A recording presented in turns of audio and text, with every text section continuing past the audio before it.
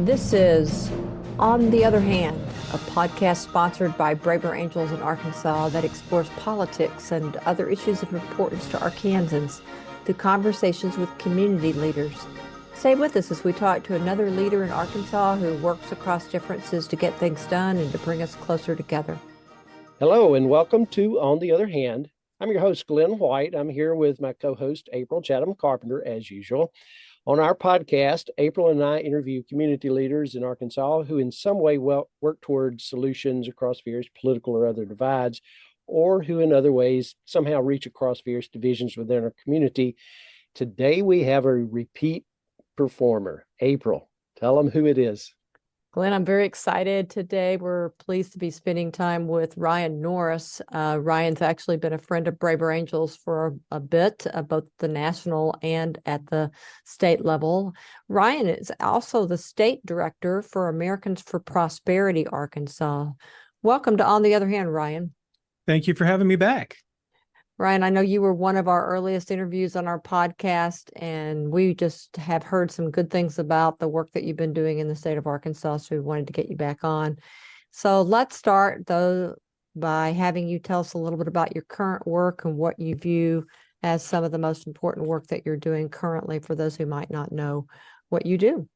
Yeah, so Americans for Prosperity is a nonpartisan nonprofit that works in public policy. And simply put, for me, my main goal is to create an environment where more decisions are being made by you than are being made for you. And so this is a principle-based position that Americans for Prosperity has, which doesn't necessarily always put us in partisan camps all the time, and in fact allows us to create broad-based coalitions of individuals. And one of the things that we kind of focus in on, one of the little phrases that continually is in my mind, is when we're working on public policy, the bigger the we, the bigger the win. And so I try to find stakeholders from across the spectrum or across those the issues to develop the most robust solution that solves for the fears, the barriers that these individual stakeholders have. And so we try to model that on a daily basis here in the state of Arkansas.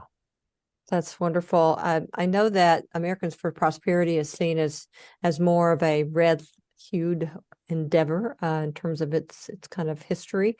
I'm curious, this is more your thoughts. Are all of the states equally trying to do the bigger the we, the bigger the win kind of approach, or is Arkansas unique in that regard?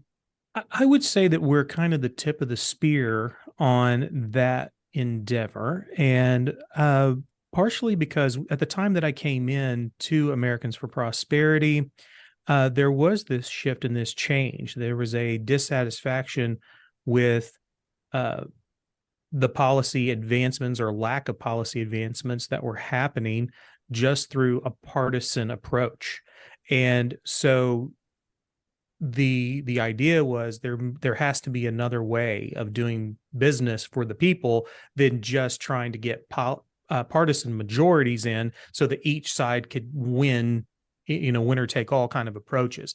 And in fact, Charles Koch, one of our founders, and Brian Hooks, our Stand Together CEO and president, wrote a book called Believe in People, where they actually talk about partisanship should be replaced by partnership approaches to public policy. And that influenced me very, very much. Additional to that, my personal philosophy comes from President Lincoln, where he said, do I not defeat my enemies when I make them my friends?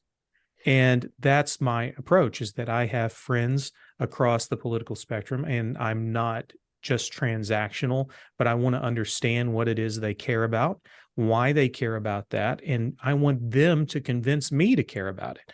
I can then possibly find a solution to the problem that doesn't offend my principles or their principles as well, that can be done. They're not so far apart as humans and individuals that care about their community to not be able to find common ground if we take the time to get to know each other. Right now, everything seems to be in this loss aversion kind of thing. If somebody wins, I lose. That's not how public policy has to be created. And how long have you been working here in the state of Arkansas? I just finished up my full 6th year here in the Okay. state of Arkansas. So during your time here, I'm curious where you kind of put our state in terms of its work on that partisanship, partnership kind of continuum. Yeah. So overall, I think that there are some positives and some things that are not quite so positive. What I'm finding out, and the research is bearing this out, is the public has exhaustion around politics. They say that 65% of Americans just feel exhausted by it, and particularly now as we're just starting the political season. We're about to hit the holidays where we have to be around our family, and there's going to be political discussions, and you've seen massive falling outs around this. I believe that even Braver Angels in the 2016 period kind of came from all of that angst around those holiday parties and meetings where people lost friends and lost connection with family over political issues. And so this is still a thing. It's still there. That anxiety is still there. And then that nearly half of young people are asking for a different way of doing policy in politics, and finding a way in which there can be less divisive and conflict-based approaches and more collaborative approaches that try to solve for the whole. And then the partisanship challenge, though, has become more and more granular. I think that when you look at 2016, up until the point of 2016, you still had kind of this R versus D, talking in political terms, red versus blue. But now there are shades of blue, and now there are shades of red. And it's getting worse and worse, that even among the parties themselves, leaders are frustrated because they cannot organize enough momentum in their own parties to achieve goals. There's purity tests that no one knows where the criteria really is written down anymore on this.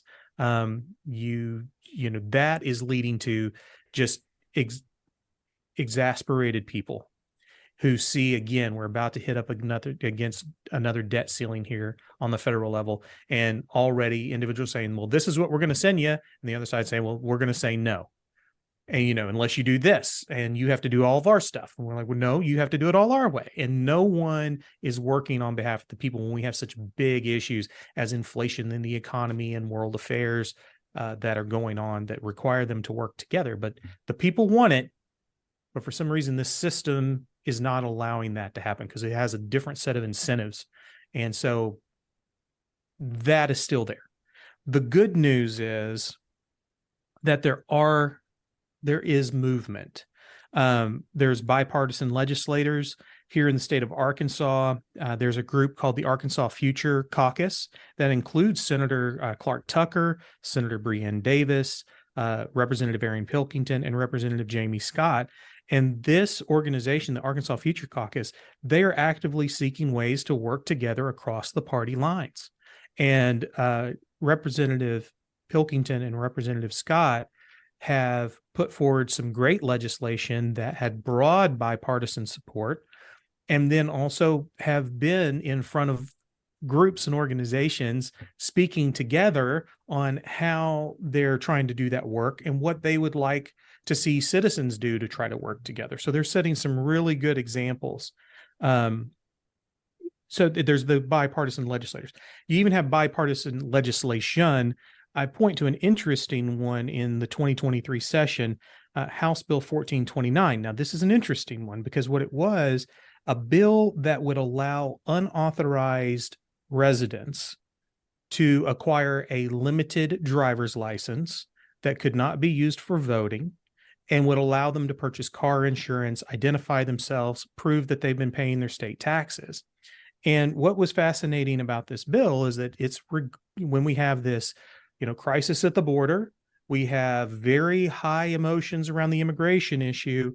You had 8 Democrat sponsors and 3 Republican sponsors who actually sponsored the bill, and then it did get out of the Republican majority committee.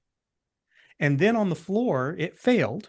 it failed. But when you look at the number of votes that were just non-voting, didn't vote at all, and those that voted yes, there was a majority of people either for it or potentially open to moving that legislation forward because they could understand the public policy, public safety concern on this, that, hey, if this is the federal government's messed up immigration, what are we going to do about that here to adjust? And we have individuals that do want to declare that they're here, that they're living here, and they would like to get car insurance. So if they hit you or you hit them and there's somebody at fault, that can be resolved. That just makes sense. So that piece of legislation was very interesting to me as kind of one of those little bright spots, because it's very controversial, yet still you had Republicans coming alongside Democrats and work on that bill together. Nonprofit collaboration, I think, is also increasing. We're participating with the Central Arkansas Team Care for the Homeless. This has broad coalition partners, including the Salvation Army, Central Arkansas Library System, and our interest in this is to work with those who work with the less fortunate, the unhoused, those in poverty, and how can we potentially help craft policy that would be open to passage in a state like Arkansas that's very red, that in general doesn't view working on that as something that's their constituency. But when Arkansas has 26% child poverty and 18% overall poverty, that's an issue for everybody of every political persuasion. And we're seeing more of that.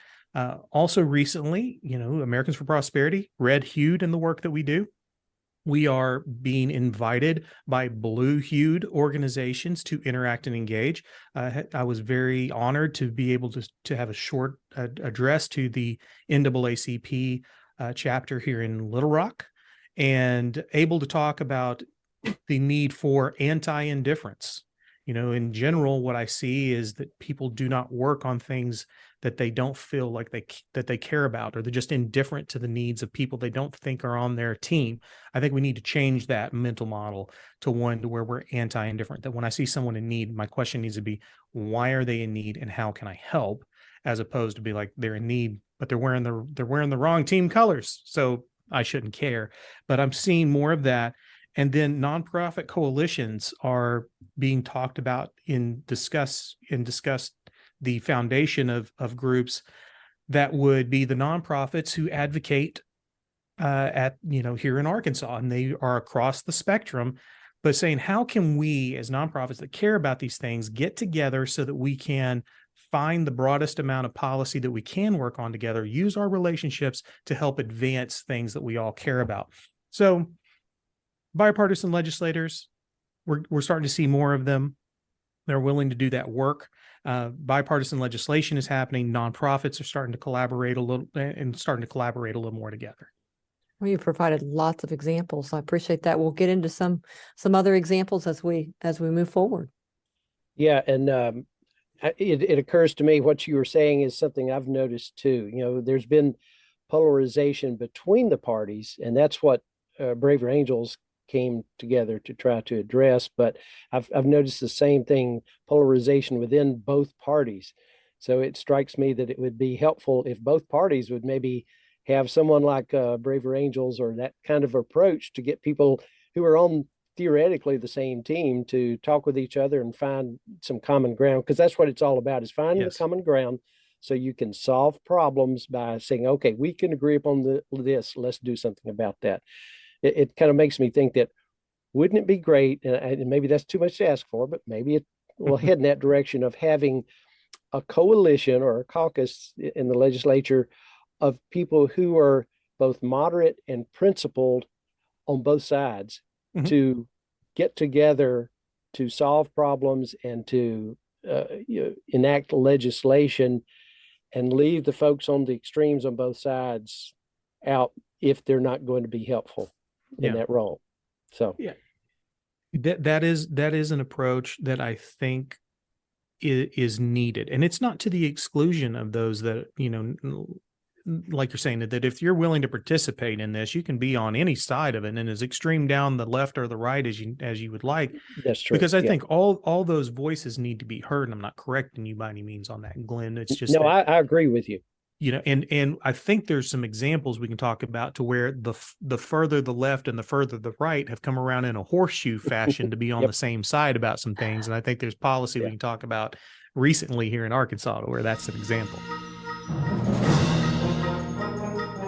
Well, let's take a brief break here, Glenn, and we'll be coming back with our guest, Ryan Norris. April, I did want to break in a moment here in our conversation with Ryan with an observation. I had mentioned the idea of moderates on both sides working together to get things done. And Ryan rightly noted that we should include everyone, even those with more extreme views, as long as they are willing to be respectful in those discussions. And I think he was absolutely correct about that. As soon as he said it, I knew it was right. And in fact, that thinking is very much in line with the Braver Angels philosophy. Basically, we welcome conversations from anyone with any particular ideology as long as the discussion is respectful and civil. Hopefully, in doing that, it allows for some compromise because we find some common ground occasionally that way. So I appreciate Ryan's point, and I stand corrected on that. I will say that I think when I made those initial comments about moderates coming together, the implication was clear that excluded people with extreme views from the conversation, and that's not necessarily what we want. Understand, I was thinking of the research that I'm aware of that shows many people with extremities of views on both sides tend to be rigid, discount the other side, and have a number of other negative attributes. Now, that's true of extremists as a group, but the truth is that not everyone with extreme views is that way. It is even reasonable to expect, in my mind, that occasionally someone with what's considered an extreme view, they may just be kind of ahead of the curve. They might be right about something that just hasn't reached the point of people accepting it as a legitimate option. So, bottom line, the key is to bring everyone in the conversation as long as those participants in that conversation are willing to commit to remaining civil and respectful. Because basically, the more ideas we throw in the mix, the better the eventual compromise. That's my thinking. Glenn, I really appreciate that you thought about this because I do agree with where you're coming to in terms of what you're talking about here. And I do know, though, that it's very difficult when we are encountering people who are coming at us with what we consider to be an extreme view, especially if they are extreme in a way that seems like it's threatening our own identity or our own personhood or our own right to exist.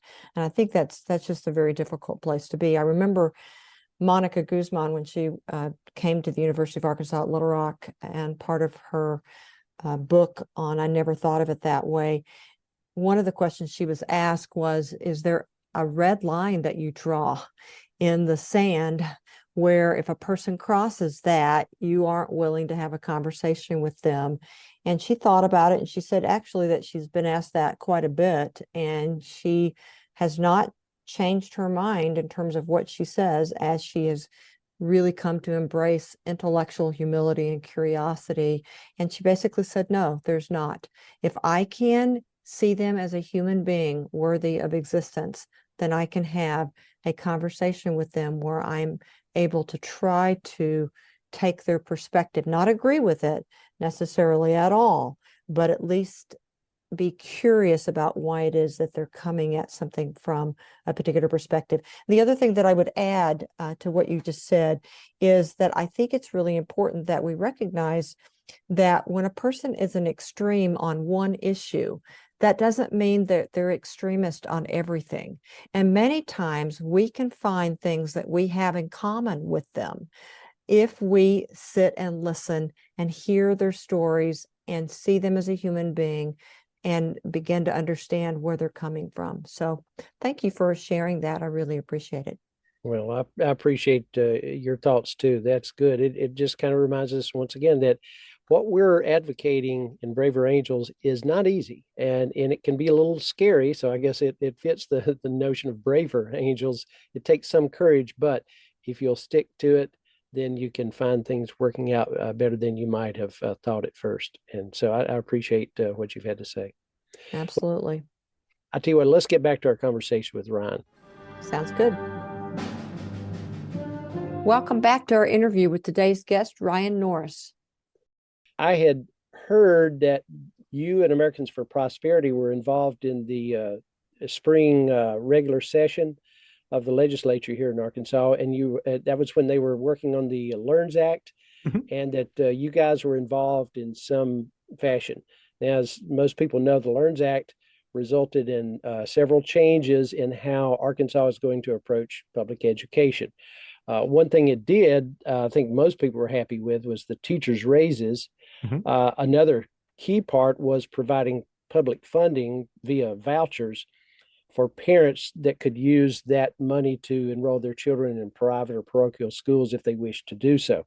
Those are two key elements, but there were some other things as well. And they're not without controversy there. But at any rate, for now, yeah, I understand you were able to get some grassroots input and have some influence on the outcome of the legislation. So I wonder if you could kind of give us a little summary of what you and Americans for Prosperity did in that regard.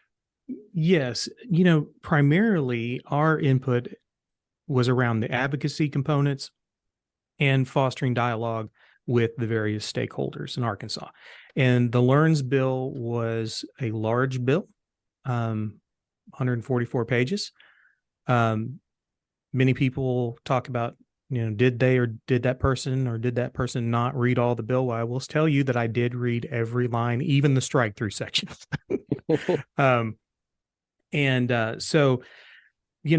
was kind of advocating for the education choice components and bringing in the things that we had learned also from teachers groups, from families.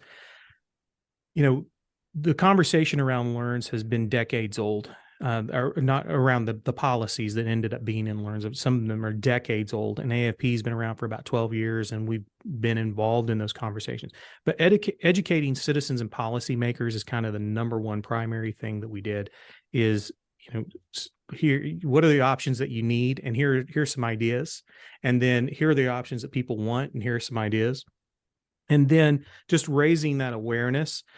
And then candidate education, when we found out that there was an increase, particularly post-COVID, when families were really getting involved in their child's education, with some dissatisfaction with the education systems, there was an increase in those parents who wanted different sets of choices. So we educated voters about candidates and who held to education choice policies and said that that's what they were going to run on, and those that weren't.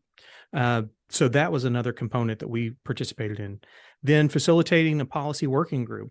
We actually facilitated with the Rockefeller Institute, and then another group called Yes Every Kid that works in education policy, that's part of our broader network, to pull together the stakeholders from across the spectrum with the goal of finding the broadest amount of policy that we could agree on and move forward. Because just like in that scenario where we talked about, the extremes, if we could each put our heels to die on aside, we could probably find a body of policy that was 60% or 80% that we could agree on. And that was the initial aim of that project, and still is. In fact, they're meeting today at Petit Jean Mountain. Still, the work continues on this and finding out how we can improve education even more. And there, in this, we had the Arkansas Department of Education, the Arkansas Association of Educational Administrators, Arkansas Education Association. I mean, these are not slouch groups. These are groups that know what they're talking about when it comes to education. So that set us up to building consensus around many of the policies. The ideas of, in greater investments in literacy, teacher salary increases, transportation, pre-kindergarten education, these all made their way into the LEARNS bill. And so it's one of these scenarios to where you can get 90% of what you want, be upset with 10%, and that's kind of the politics of it. I understand that. But in general, it's a win for the stakeholders. That's how collaboration and consensus kind of works. Everybody kind of gets a little bit of kind of what they want. So educating citizens and policymakers, educating on the candidates that are supporting those policies, putting together broad stakeholder working groups, trying to build that consensus to where, hey, what can I do? And I had this with, I won't say who necessarily, but a high level individual from one of the other associations. And my question was, what can I do to alleviate your fears about this particular policy? And they gave me some ideas that we then shared and kind of worked through some things that, they ended up in the Learns bill. So that's kind of the fun of what I like is I like to understand why someone has an opposition and try to help them with that. Or maybe there's just a little nuance that we need to make. A change of a word in law in the code or the bill can change the meaning of it, which takes away the fear of it. And so that was kind of how we contributed, was in those different ways. Okay. You've mentioned that the Learns Act wound up having a lot of good things that a lot of people agreed with. And I think that's accurate, that most people acknowledge that was the case. I think the vouchers issue is the biggest controversy. And the interesting thing about that is that it wasn't breaking down entirely by partisanship. There were people, like, for instance, I understand there's a lot of concern from the rural end of things. Rural areas were concerned about the impact on, their ability to get their kids educated if there weren't much in the way of, private or parochial school options for them. So, I think we haven't heard the last on it, but I wonder if you could comment, given that any kind of compromise legislation comes up with some good things, but still leaves some things that people may have concerns about. What can we do as everyday citizens to learn more about what's going on and how we can get involved in the future? To many, it may seem as just, well, the politicians are at it again. They do their thing. They don't care what they think. And I think there is a chance that people can influence the outcome. What would you tell people who have that kind of thinking? Yeah, well, I would argue that Learns is that outcome, that the people did participate in this. You hear over and over from elected officials that I vote my district because they know what's going to get them elected and what's going to keep them elected. And so when you're looking at 78% of the House, 78 out of 100, and 28 out of 35 members in the Senate voted for it, they did that thinking that was the safest bet because that's what their district wanted to home. So the way that this works, though, is that's not an overnight phenomenon. That is, again, decades worth of conversation and of working to educate about the benefits of all these components that were in Learns. Obviously, some a little less controversial than others, as you pointed out. But number one is, if you want to have this impact, and this is kind of my formula that I use, is you need to access the information as early as possible, and it's easily accessible now. You can learn about policy and policy positions more easily than ever before. There's nonprofit public policy groups like Americans for Prosperity out there that are educating about these issues, and it could be on any side of the issue. The issue, if the one that resonates with you, you're going to probably have a nonprofit that's supporting that position, and you can learn more about why that's right, what the trade-offs are, those kind of things. So accessing the information, engage in the legislative process. Again, this is also easy. Legislative proceedings are now live streamed in general, mostly, and you can access that. You can also go to websites in Arkansas and track where the bill is and who's voting for it. And you can sign up to speak if you would like. And, we actually organized testimony for citizens who felt a little anxious about going down there and speaking. We actually created a whole class around, here's how you constructively communicate with legislators when you're sitting down there at the table, to where they'll be potentially open-minded to your point of view. And here's how to address them. This is this is what you're going to experience, et cetera, kind of tamp that down. So engaging with that legislative process. Participate in nonpartisan, in nonprofit advocacy. Nonprofit advocates groups play a crucial role. And I like to think that we had a lift in the Learns bill. We have those that have pointed out that they feel like maybe we had too much of a lift, but that is where we have freedom of speech, freedom of association, and the ability to have the marketplace of ideas to where we can put them out there and see which ones resonate with the people. And there are nonprofits that you can get involved with. I hope it would be Americans for Prosperity. Wouldn't be representing myself if I didn't say that component and advocate for myself on that. But there are plenty of good faith groups that are on the opposite side of issues from us that I would prefer them to be my counterbalance. They're good people, they're well-intentioned, and we can have constructive conversations. So participate in nonprofit advocacy, vote for the informed candidates, the candidate that you think is going to support your position. And you have that opportunity. And then building these coalitions is another key component. If your little group and another little group can get together, that's how you win in politics, is you bring more people to your side than the opposition has on their side. And so building those coalitions. And then this is the big one. Here's the one that I think is the catcher. Stay persistent. Like I said, this has been over 20 years that the most controversial components of LEARNs has been discussed in the state of Arkansas. It's been brought up over and over and over and over and over and over and over. Well, persistence paid off.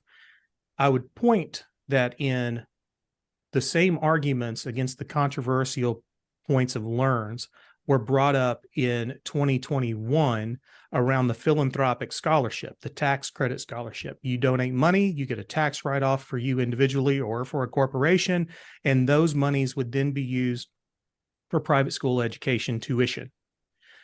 That passed by a vote of 52 in the House, and it was a lot of work to get 2 votes. But now a bill that goes even further than that in the span of a 2-year period, because of persistence, because of doing all of these things, won by 78% in the House. That's a big difference, but you have to stay persistent. You can't let up. So Americans for Prosperity has some advantage. That may be the wrong way to put it, but our strategy is to have a 365-day operation in the state of Arkansas. We're always talking, we're always building, we're always talking to citizens, we're talking to coalition partners, we're talking with our opposition, and we're finding like, hey, what's the trade-off? If this is what we want and that's what you want, we're cool with this component. Are you cool with this component? And you build that out. So stay persistent and don't give up on that. And I think that LEARN shows how AFP and those that were proponents of LEARNs, that's where it kind of paid off in a big way. There's one thing I want to kind of go back and just kind of inquire briefly, and you said that as I understand it, AFP will offer training to citizens on how to interact with the legislature and advocate for their their causes. And I was wondering if there are any particular criteria for who you provide training. Like, could anyone get that? Yep. Well, at the major training that we had, Glenn, we had infiltrators of those that didn't like LEARNs, and we trained them up. And some of the worst things that they said about us was they were really nice people and they seemed to care about their kids, and that's so no, there isn't that. Good. We're open to anybody. Good. Do you know of any kind of blue-hued nonprofits and groups that offer similar kinds of training, or others you just suggest for people who kind of sway that way? I believe the Public Policy Panel and Citizens First Congress will have those kind of trainings. Depending on, there are those that are a little more focused, like on criminal justice reform, Decarcerate works on criminal justice reform, and Zach Crow and his team have trainings if that's what you're interested in. And for everyone that's working on policy with AFP, and it could be healthcare policy, immigration policy, whatever it is, we can all, we're always open to training anyone. There's no particular litmus test. If you're interested in helping advance it, we'll train you. And then obviously we don't even vet that well, and we can have those that would be opposed to us who we will train you as well. Well, good for you, because I think in the end it makes for better citizens, and that makes for a better outcome. Good for you. Yes. Where would people find out about this training? Well, we are Most easily, it would go to believeinaar.com. believeinaar.com, and that's our main site. And you can click on the contact us button. And if you're interested in trainings, let us know. We provide them totally free. If your organization is interested in learning how, we also have how to talk across the spectrum. We have how to talk policy without starting a fight. We have how to talk to your legislator, how to testify. We even have grassroots training for if you're a citizen that really wants to get involved, how to develop your own message first, how to be an advocate, and then how to work with other advocates, and then eventually how to create an advocate campaign.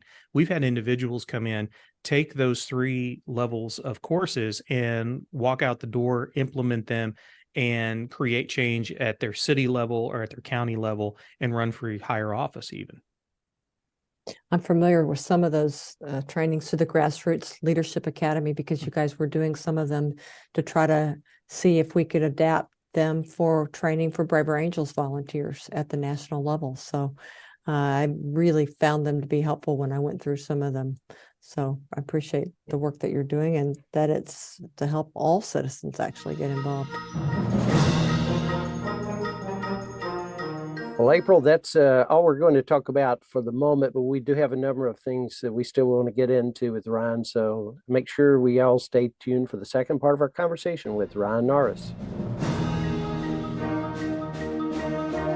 Well, thanks to our listeners today for joining us on today's edition of On the Other Hand. This was the first part of our conversation with Ryan Norris, and we encourage folks to check out the second part of this conversation with Ryan, as well as other podcast episodes of On the Other Hand. You can find us on the podcast page of the Braver Angels Arkansas website, and that's at arkansas.braverangels.org, or on many popular podcast sites. And when you visit our website, we'll have links to all our episodes, but you can also find a link where you can email us at otherhandar@gmail.com. And you can use that to provide us with feedback about our program, suggested speakers, and the like. So again, that email is otherhandar@gmail.com.